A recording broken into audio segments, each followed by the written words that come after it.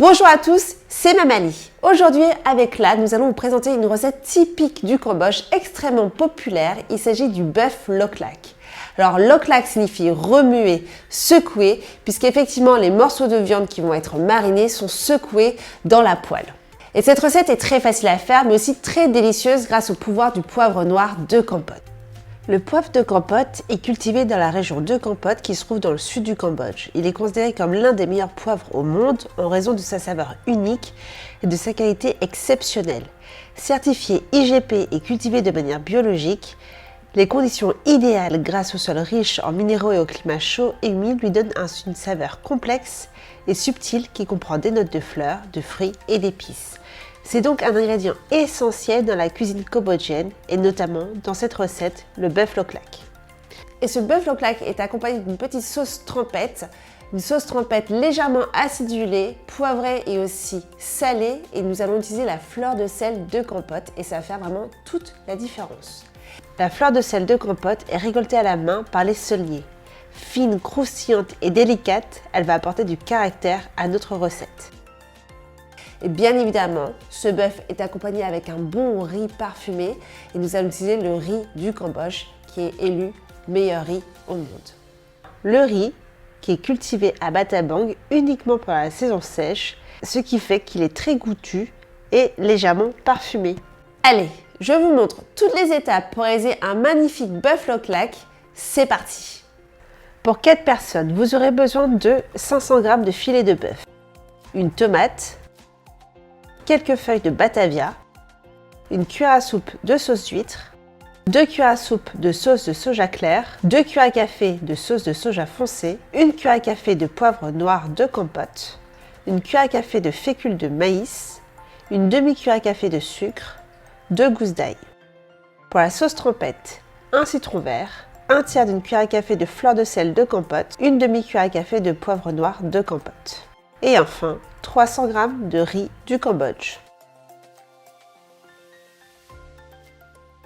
On va démarrer par la cuisson du riz.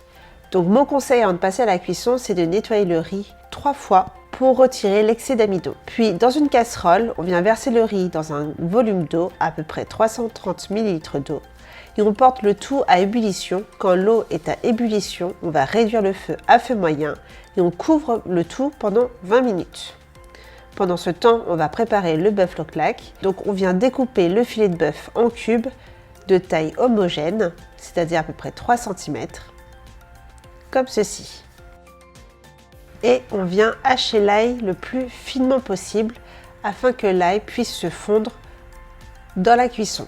Et pour le poivre noir de Kampot, je vous conseille de le moudre fraîchement, soit avec un mortier et un pilon, soit à l'aide d'un moulin à poivre. Ensuite, place à la marinade. Donc dans un bol, on vient verser nos morceaux de bœuf et on vient le mélanger avec le poivre noir de Kampot, la sauce d'huître, la sauce de soja clair, la sauce de soja foncé, le sucre et notre gousse d'ail hachée. Et on mélange le tout jusqu'à ce que les morceaux de bœuf soient bien enrobés de marinade. Et enfin, on va rajouter notre fécule de maïs, ce qui va permettre d'attendrir la viande. On mélange le tout. Avec cette marinade, le bœuf n'a pas besoin d'être mariné très longtemps. Juste une petite quinzaine de minutes, car la marinade a déjà beaucoup de saveur. Et donc pendant que la viande est en train de mariner, on va préparer la sauce trempette. Pour obtenir plus de jus, on va faire rouler le citron vert pour casser les fibres et on va tout simplement le presser. Ensuite, on verse ce jus de citron dans 4 ramequins, un ramequin par personne. Et à ce jus, on va rajouter un peu de fleur de sel de Kampot et un peu de notre poivre noir de Kampot. Si jamais vous n'avez pas de citron vert, vous pouvez très bien utiliser du citron jaune.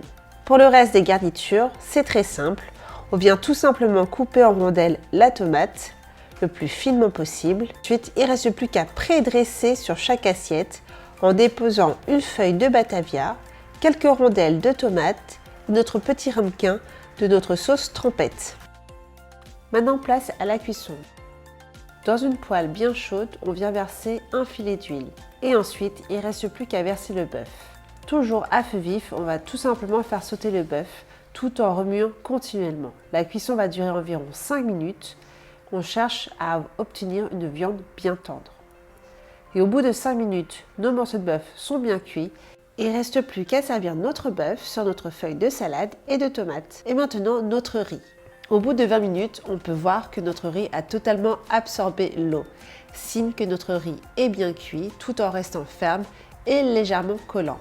Donc du coup, on va pouvoir accompagner notre bœuf loklak avec ce magnifique riz. Pour réaliser une jolie présentation, petite astuce, déposez votre riz dans un bol et ensuite il ne reste plus qu'à renverser ce bol pour obtenir un joli dôme de riz. Et vous pouvez également saupoudrer le riz avec un peu de graines de sésame noir pour apporter plus de couleur. Et voilà, le bœuf loklak cambodgien est prêt. Un plat parfait pour impressionner vos invités ou pour un dîner familial savoureux.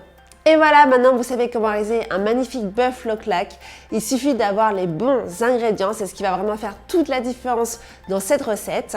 Donc le poivre noir de Campote, la fleur de sel de Campote et un bon riz parfumé qui vient de Battambang. N'hésitez pas à explorer d'autres recettes avec ces épices. D'ailleurs, vous pouvez les retrouver très facilement sur le site internet de Claque qui se trouve en bas dans la description de la vidéo.